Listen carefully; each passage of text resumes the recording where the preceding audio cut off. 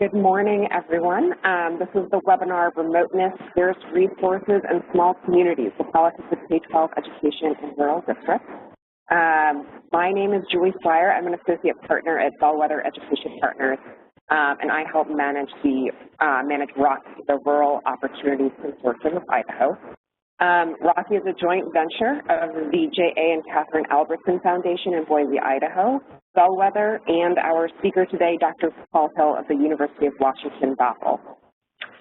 He brings together some of the nation's best thinkers in education to conduct research on the challenges of rural education. Today, Paul Hill will discuss the third report in the ROCI series, The Politics of K-12 Education in Small Rural School Districts, the Case of Idaho. This report and other ROCI publications are available at www.rociidaho.org. To give Paul a brief introduction, he is a professor at the University of Washington, Bothell, and former director of the Center on Reinventing Public Education. He has been an advisor to many superintendents, state chiefs, and governors, and his ideas have profoundly impacted education reform across the country. Paul was a 2007 recipient of the Thomas B. Fordham Prize for Distinguished Scholarship, and he is the chair of the ROCI Press. I will now hand this over to Paul. Paul will give about a 20-minute presentation. After that, we'll welcome questions from the audience. In the bottom right-hand side of the screen, you will see a text box where you can type in questions, and then I will read them aloud to Paul so that he can respond. We're a small group today, so please don't hold back. We'd love to have your thoughts and questions on the presentation.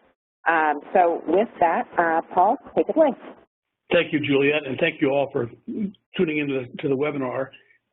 We intended, well, now I'm having trouble getting this to move. How should I move the screen? I'm not getting. Paul, go ahead and click once in the sort of in the middle of your screen. Okay. And then try with the arrows. There we go. Here we go. Thank you. So you see that some of us oldsters need to be handheld throughout these things. The purpose of this report was really to ground the work of almost everything else we were doing at ROCI, to make sure that we had some perspective on what rural educators faced. And we used a lot of sources. There's a kind of a fugitive literature, but it's useful. We did case studies in a number of districts, and it could be that some of you on this webinar are sources of what I'm going to report back, and I hope you'll recognize it when you see it. And there is a paper on the ROCI website that you probably know about, but if you don't, I hope you'll get a look at it. It's a little richer than this paper will be. I do want to say that one of the reasons for the webinar, in addition to letting people know about this, is to get some feedback on what we missed or what more we should be looking at. So when the time comes for your responses and questions, I'd be just as glad to hear you should have looked at this topic or you should look at this kind of district as I would a question that I can answer. So this slide is basically a roadmap for the rest of the presentation. Rural districts face a lot of challenges that are not totally different from everybody else, but in kind and in the way they work, they're very different. And you know about these. Dwindling real spending ability, real changes in population, sometimes growth, sometimes decline, sometimes in different groups moving in and other groups moving out. The politics are what I call the politics of friends and neighbors, which can be very complicated. Clearly, the issue of remoteness, especially in Idaho, is serious for some, but not all rural educators. As we've also shown in a paper published earlier than this one in the ROCI website, there are real mismatches between the structure of policy at the federal and state level and what rural districts need and how they operate. And then there are problems that rural districts are facing now of problems of performance, especially problems connected to college going. And so then I'll just be talking about these in a little more detail. Clearly, the post-2008 recession hit a lot of rural districts hard. And this is true in Idaho, maybe to a degree greater than most other states, but it was true everywhere.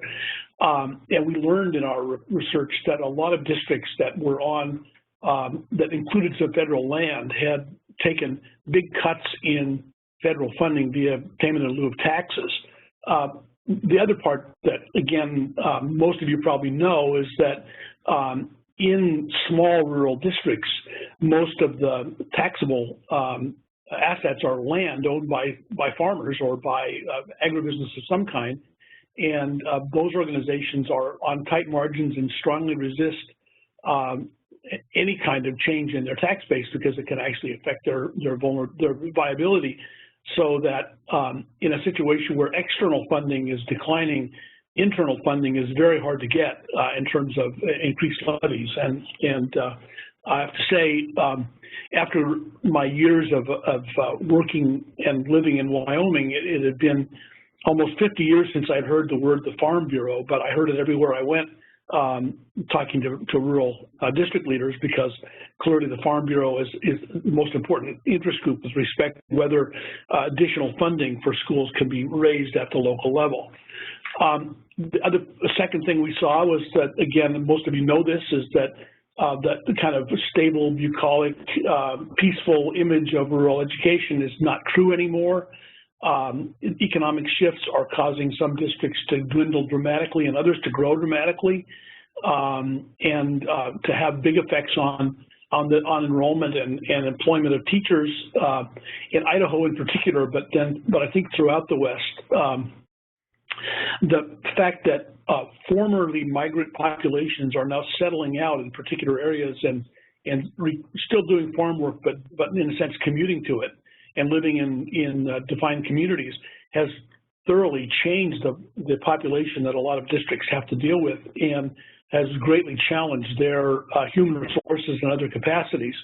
And then, as we saw, in some localities, there really is a division between families that aspire to get their kids into university and maybe hope they come back, maybe not, depending on what the kids want, but want really to open their horizons, and people that really value the rural life to the point they don't want their children really seriously to consider anything else, and that this leads to political divisions inside localities. Clearly, there's a lot written, in fact, about politics of rural areas, not about just education. And the political scientists like me have known for a long time about the issues of friends and neighbors politics, which is that disagreements within small groups can be extremely hard to handle and take levels of skill and attention that really exceed those required for, say, big city leadership in some respects. And this is brought about in localities where often the superintendent is the top public figure. There might be no other full-time public official, and we saw superintendents needing to operate almost symbolically as people that validated things in the community, that people would scrutinize who they gave money to and what events they went to. These personal events, this personal behavior is very extremely important. We also saw the vulnerability of the whole local economy to actions by the school district, where it's always true that if a teacher is let go or there's a cutback in staffing in a school district, that has some effects on families and also on businesses, on small businesses, for example, that may be depending on a teacher's benefits so that the auto repair shop or whatever can continue. But in a very small community, this is extremely visible, and one of a small number of local economic enterprises can go under in response to what the district does. So the pressure's on. You all know that in small areas, a small number of active city fathers, particularly those connected to the tax-paying agribusiness block, can really block key actions.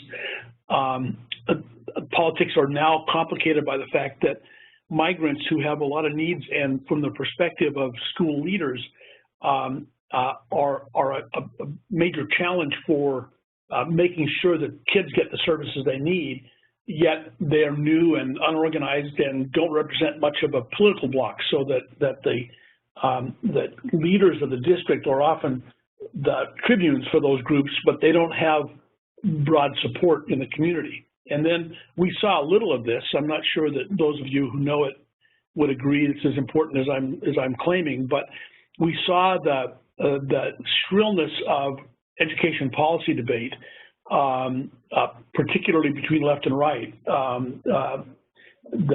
about everything from charter schools to Common Core and the like, and particularly the polarization about the role of unions, starting to seep into rural areas where it hadn't been before, but as a result, I guess, of people getting on websites and reading Diane Radich and other sources.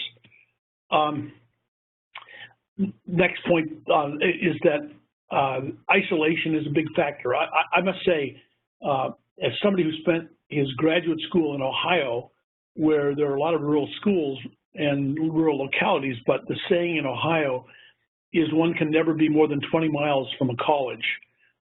Idaho in the West is profoundly different from that. There can be some districts that are hundreds of miles and even over big obstacles like mountains from colleges. Some are so remote and separate that collaborations among districts are possible, but they're difficult because of the distances involved. The organizations that help schools, that do assessment, that do teacher training, that help principals think through more effective ways to use their money, they have economies of scale issues and distance issues that make it difficult for them to operate in the most remote areas. And then in Idaho, we found, as in contrast to Washington, where we also did some work, that there was no intermediate organization between the state education agency and the districts that was dedicated to serving the localities. In Washington, it's called the Education Service Districts, and these are not by any means perfect for rural areas, but there's something, and that was lacking in Idaho in particular. This slide repeats the message of Andy Rotherham's paper that was published before this paper. It's on our website about the big mismatch between policy and the needs and realities of rural districts. Something I knew I discovered when I was a Fed many years ago and went into a rural district and started asking bureaucratic questions like, who's your Title I coordinator, who's your special ed coordinator, who's your coordinator for civil rights compliance? And the superintendent's answer was always, well, I am. That was the case throughout the Idaho districts we looked at, that there's not a differentiated bureaucracy that can deal with different compliance demands and record-keeping requirements. The way the districts organize has to emphasize smallness at the center and the money in the school, so they have more adaptability. The expectation of federal and state policy is to the contrary, that there's a big bureaucracy that can crank out reports. We also, in Andy's report, we'll see that the strings on categorical funds, whether federal or state, that say this money can be used for only one purpose, not for another, only one group of kids, not for another, extremely complicated in a rural area, almost more complicated than is worth abiding by in rural areas. And then, as Andy's paper also points out, there are competitive grants that are specially targeted for rural and small town areas, but these require levels of drafting and campaigning and the like to get them, that they're often impossible for the smallest rural districts that need them the most to get. In rural districts, as we saw, there's a subtle set of student performance issues. In general, you know this, I think, that rural districts, students stay in school longer and achieve a little better in school and have better test scores on state tests than similarly than urban kids of similar income. Rural districts fall in between urban and suburban areas in terms of most indicators of performance, and graduation rates are reasonably good, but when it comes to college application, every step of the college process, from application to actual enrollment to persisting to graduating, rural falls behind urban areas, so that rural kids who are, at least by all appearances, better prepared than urban kids are much less likely to go through college. And then there's another issue about performance. I mentioned it before, which is that rural communities have real different, even though they're small, they're factionalized between people who have kind of universalistic aspirations. They want to have the Common Core. They want to get kids ready for college. They use the rising expectations for college admissions as goals that they want to meet, and other families that, and sometimes these are families that are wealthy and have ability to affect policy decisions like spending, say, no, we all did fine on a more modest education. This newfangled stuff is not something we want to do, which this represents a challenge for funding and for policymaking. As we saw, the rural districts that we visited really were in the midst of kind of paradoxes. There are three of them I want to talk about. One is if you look at the total student population in rural districts in Idaho or elsewhere, it's very large compared to the state population as a whole. But sparsity means that it's very hard for rural districts and educators to get together to make demands, represent themselves. And we even found in some places it's where rural districts were tiny and very remote, it was very hard for them to in a sense, offer enough votes even to attract the attention of a state legislator. So they are, in the aggregate, important, but as individual entities, very weakly represented. Another issue about this paradox is that as we watched, particularly superintendents in rural districts, the demands on them were extremely high, and they were somewhat different from the demands on big city superintendents, but in many ways they required more maturity, more political savvy, more ability to balance issues, more of an understanding of the symbolic nature of their work, and yet their pay was lower and the prestige was lower, so that many times we saw virtuoso superintendents who you knew pretty well that when the time came for them to send their kids to college, they were going to have to take an urban job in order to be able to pay for it. And this would be a big loss to rural districts. And then I've already said this before, that districts face serious problems, and in Idaho at least, kind of without a lot of support. So we think there's some things can be done, and I'd love to get your ideas about this, about what we could suggest beyond what's on this slide. It's clear that state and federal funding programs need to be less categorical for rural areas and provide more flexible support than highly demanding regulatory requirements. There certainly is a need for specialized training at the district leadership level, and we didn't find any real training that was specific to rural district leadership, and for rural teachers, and probably the need for paying rural district leaders enough so that the people who really want to be rural leaders, who understand rural areas, who are competent at it, are not driven off those jobs when the time comes when they have to pay national prices for things like college for their kids. We think it's extremely important for the feds and the states to rethink reporting burdens so that the administrative overheads that districts face are much less. And finally, we're working now with Albertson and organizations in Washington and Idaho to think about building organizations that can better aggregate the demands of rural districts so they can have a stronger voice in the state capitol and with the feds, also help them get assistance when they need it. One thing we found, even in Washington State, where there are intermediate districts, is that rural districts often have the same advocacy and visibility problems they do everywhere else. They just have a hard time getting what they need from organizations that also serve larger districts. We think there's an important role for an advocacy organization to help raise philanthropy and also federal and state funds to support rural districts.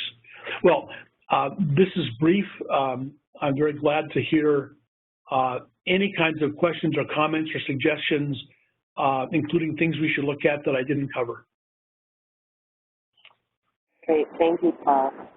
I want to clarify for the participants, there's two places to ask questions. If you are not in full screen mode, the box is at the bottom of the bottom right-hand corner of the screen. If you are in full screen mode, at the right side of the menu bar at the top of the screen, there's a little arrow where you can select Q&A and ask questions that way. So Paul, I'll start off with a question that I've been thinking a lot about. I'm wondering, as often as superintendents are the top civic leader in a rural community, and given the mismatch between policy at both the state and federal level and rural needs, what do you think is the superintendent's role in communicating local needs to county or state level leaders? Well, I do think that the superintendent has to be the spokesman for the needs of the locality and not just the district, the school needs, but the needs connected to economic development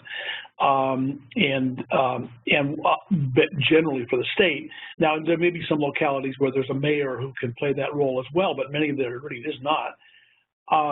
And this is challenging for the local superintendent, who, after all, is in some ways a one-headed paper hanger in terms of all they have to do at home. They also often face resentment on the part of local citizens if they're out of the city, they're out of the town very often. Going to Boise is not always appreciated by your constituencies. So it's a big challenge, and I do think that we're hoping that by creating forums where rural superintendents can meet and talk to one another, they can get some help. Also, if they had some agents in the state capitol who could convey their messages. But I also think that it would be very useful to for the state or even for philanthropies to provide stipends for rural superintendents to do time in the state capitol in the summer, make themselves better known, just ways to increase their scope and the degree to which they're understood. But bottom line, I don't think there's any total way out of the fact that these people are beset at home and far distant. That's going to be a problem they deal with no matter what. Is there a role, do you think, for boards of education to better support the superintendents that lead their districts? Yeah, that's something I didn't mention that we heard a lot about in the studies. Boards can be extremely helpful to superintendents, and they can be extremely obstructionist as well. One thing many superintendents said to us is that being on a local school board is almost pure service. There's no opportunity to get elected to a higher office there, and no way to make income from it. And so it can be hard in a rural area where all the economic enterprises are scratching by to talk anybody into being a board member. So many superintendents had to form their own boards, talk people into it, keep a list of people they were cultivating, so that the idea of the board is kind of a body that is totally independent of the superintendent's effort is probably not generally the case. But it would help a lot if local boards were able to understand the roles that they have to play. I do think the Idaho School Boards Association has been very helpful in some localities about that, and they really try to be. But it may be that in addition to doing sessions and providing materials for board members, that there may be the need for some kinds of check-ins by people from the School Boards Association or the state, go into districts and talk to the superintendent and boards and figure out whether that relationship is working and how they can help it work better. And can you speak to any instances that you uncovered or opportunities for collaboration between rural superintendents and the role that technology might play in that collaboration?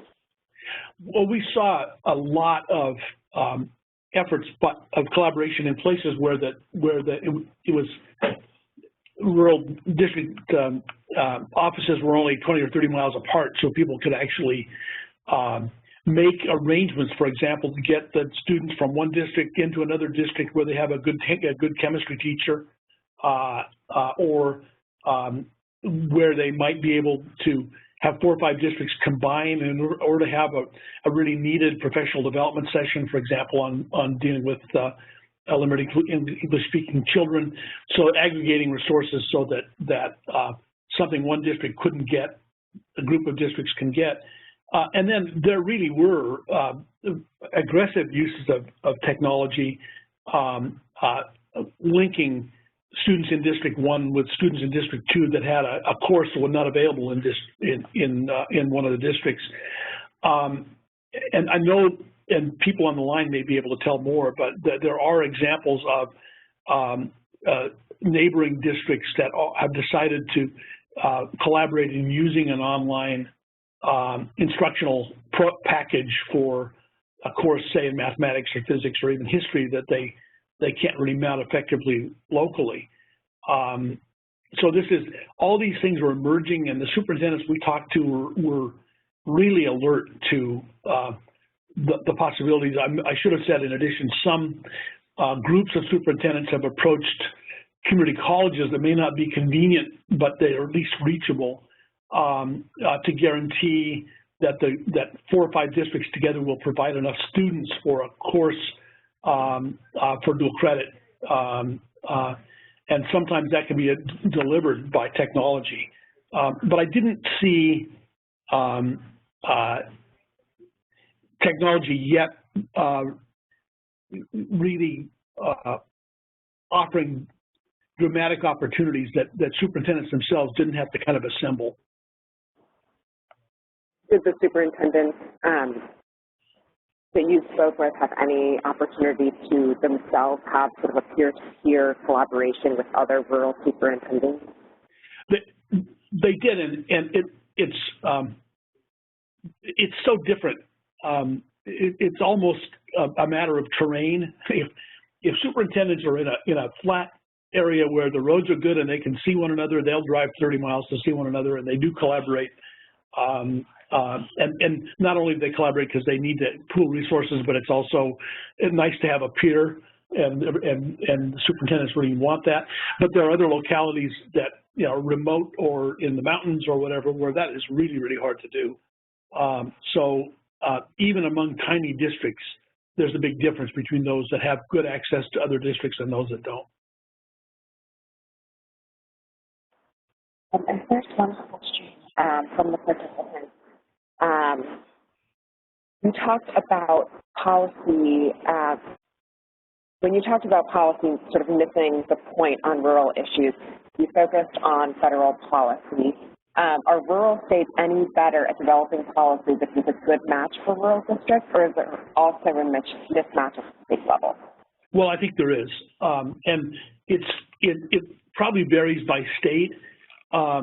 States that have a lot of categorical funding and a lot of strings on their funding programs, so the money comes in as little bits that have to be used each in its own way, are really very bad matches for the needs of rural areas. And I think Idaho is not very good at that.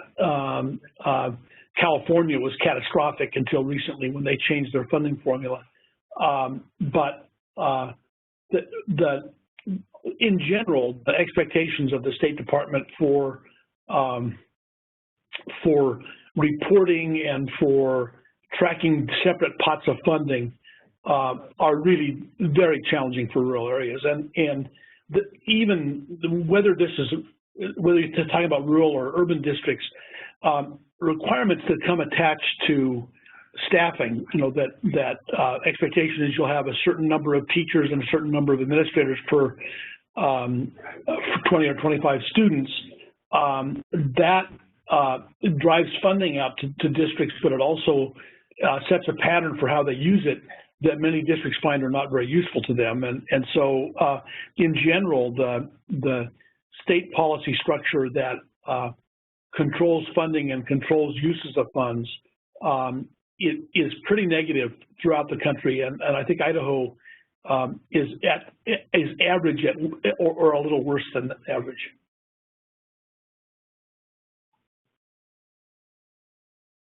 And then going back to the role of the leader in the politics of a small rural community, did you feel for any differences between superintendents who were homegrown superintendents versus those that moved into a community to serve as the district leader? That's a very interesting question. We ask that every time, and almost all the superintendents that we talked to were people who had rural roots of some kind, so they knew what a rural community was like, and they appreciated the lifestyle and wanted it. But we didn't talk to any superintendent. I could be wrong, but I think we talked to none that were natives of their communities. They felt strongly that it mattered to be from a place like this, but not necessarily from this place.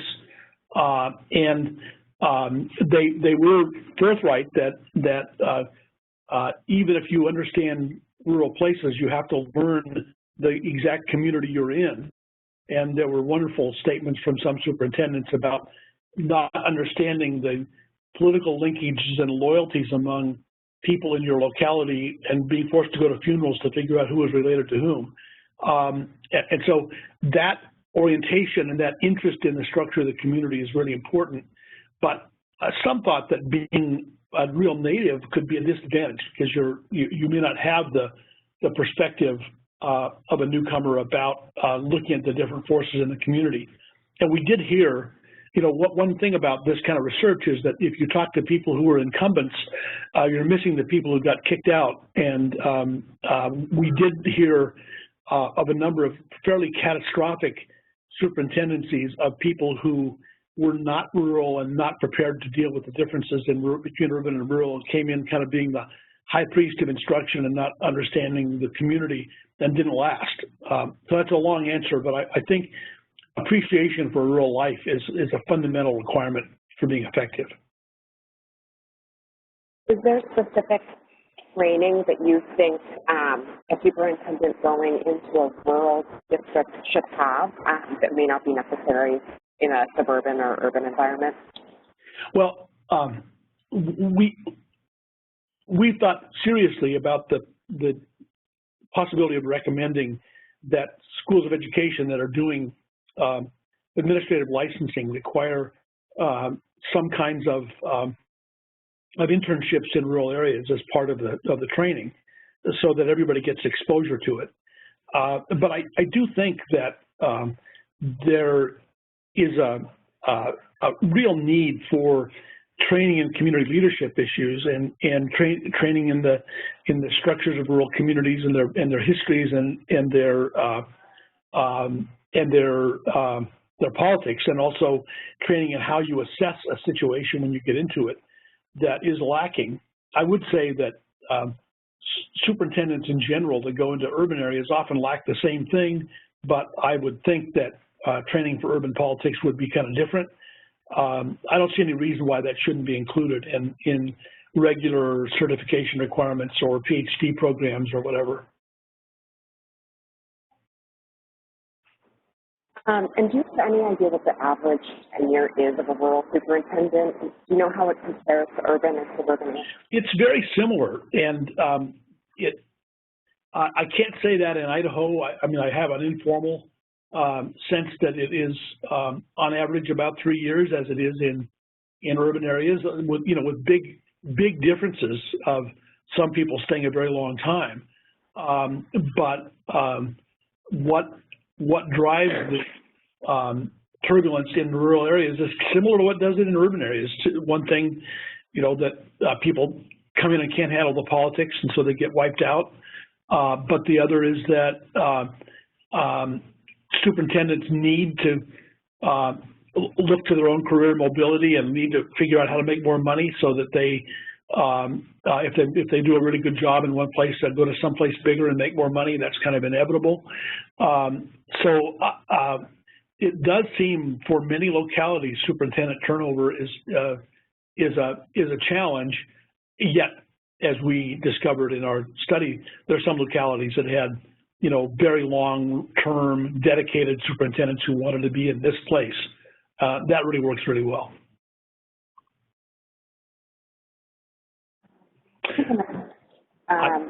Go ahead. So the question is, the Governor's Task Force is recommending $76 million for some of the issues you addressed in your presentation, specifically classroom technology and professional development. How much do you think it will address the issues discussed this morning? I would be grateful if, Juliet, if you would handle that question.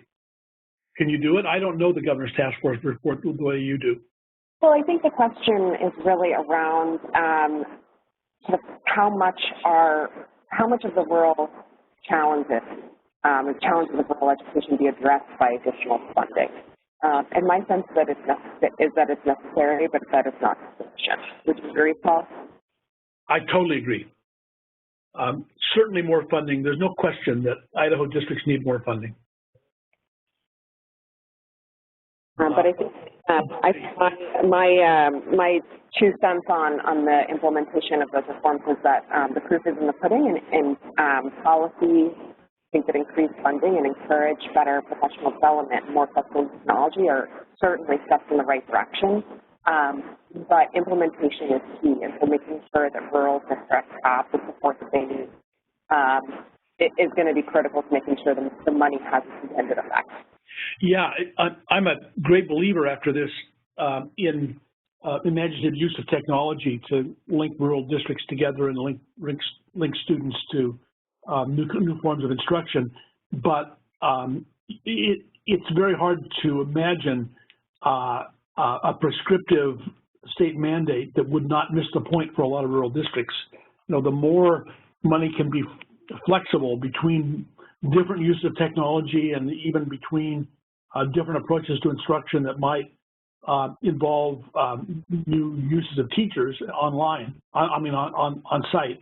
You know, those things ought to be in the hands of the rural educators to determine how to solve the problems that the kids they have bring to them, rather than become a compliance problem where you have to spend so much money on a particular approach to technology.